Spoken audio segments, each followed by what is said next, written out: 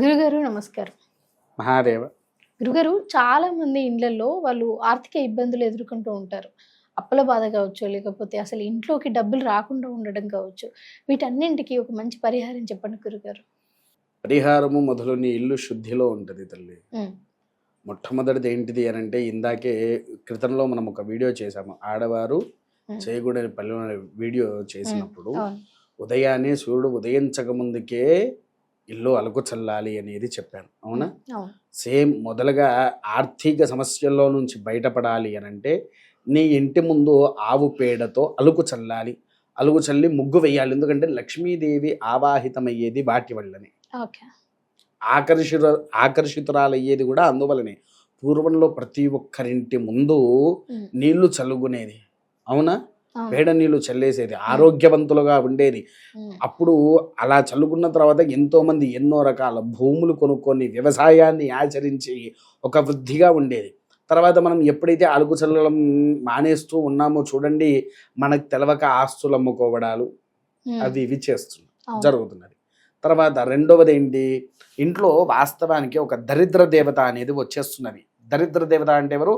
జ్యేష్ఠాదేవి. ఈ జ్యేష్ఠాదేవి అసలు ఎవరయ్యా? సాక్షాత్కారుడైనటువంటి శనేశ్వరుడి యొక్క ధర్మపత్ని, అంటే శనిదేవుడి యొక్క భార్య. అవునా? అయితే ఇక్కడ ఒక విషయం ఏంటంటే తల్లి, ఈ అలుకు చల్లిన తర్వాత నీవు ఇంట్లో వచ్చేసి స్నానం చేసి దేవుడి దగ్గర దీపారాధన చేస్తావు. దీపారాధన చేసిన తర్వాత సరిగ్గా 6 గంటలకల్లా నీ ఇంట్లో ధూపం పడాలి. ఎప్పుడెప్పుడు? ఉదయం 6 గంటలకు, సాయంత్రం 6 గంటలకు. సాయంత్రం ఏంటిదయ్యా అంటే సంధ్యాదీపారాధన. సంధ్యాకాలంలో, సాయంకాల సంధ్యా సమయంలో దేవుడితో పాటు తులసీదేవి దగ్గర దీపం వెలిగించేటి వారు. అవునా? చూసావు నువ్వు ఎప్పుడైనా సాయంత్రం తులసి కోట దగ్గరికి వెళ్ళి దీపం వెలిగించేటి వాళ్ళు ఎంతమంది ఉన్నారు? ఇప్పటికీ మా ఊర్లో అందరూ చేస్తూనే ఉన్నారు. ఎందుకోసము? తులసీదేవి లక్ష్మీ ప్రధానము. అవునా?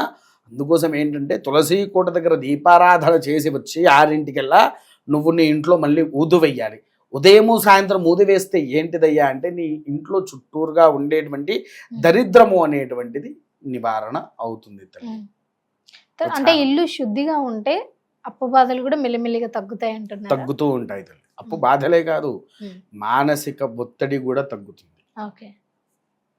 ఎందుకంటే మనిషికి అప్పు లేకపోతే మానసికంగా వాడు బలవంతుడు.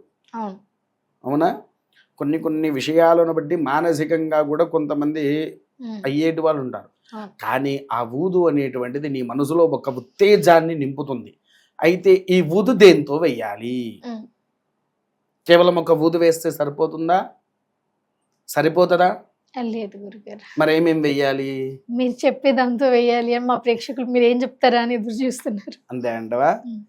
ఊదుని బాగా దంచి దాంట్లో మైసాచి వెయ్యాలి. మైసాచి వేసిన తర్వాత కొద్దిగా పచ్చకర్పూరం వేసి ఊదు వేసిన తర్వాత నీవు మళ్ళీ ఏమి చేయాలి? నీకు బయట మామూలుగా పూజా స్టోర్లో దశాంగం ప్యాకెట్ ఇవ్వమంటే ఇస్తాడు. లక్ష్మీదేవికి అత్యంత ఇష్టమైనటువంటి ధూపం అది. లక్ష్మీదేవికి అత్యంత అపురూపమైనటువంటి ధూపం ఏదయ్యా అంటే దశాంగము. నా వదిలి నువ్వు ఆ పూజా స్టోర్కి వెళ్ళి ఒక 2-3 దశాంగం ప్యాకెట్లు తెచ్చుకొని ఊదు వేసిన తర్వాత నీ ఇంట్లో దేవాలయం ఉంటుంది కదా, అంటే ఇంట్లో దేవుడి గది ఉంటుంది కదా, ఆ గదిలోకి వెళ్ళేసి దశాంగాన్ని వెలిగించుకోవాలి. వెలిగించుకున్నావు అని అంటే నీ ఇంట్లో ధన సమస్య అనేది రాకుండా ఉంటుంది. అయ్యా మరి ఇప్పుడు ఇది ఓ 10 రోజులు చేస్తే సరిపోద్దా అంటే 10 రోజులకు కాదు. నీ ఇల్లు ఉన్నంత కాలము, నువ్వు ఉన్నంత కాలం ఇవి చేయాల్సిందే. నిత్యారాధన జీవితం. నువ్వు నిత్యంగా భోజనం చేస్తున్నావా? నిత్యంగా నీళ్లు తాగుతున్నావా?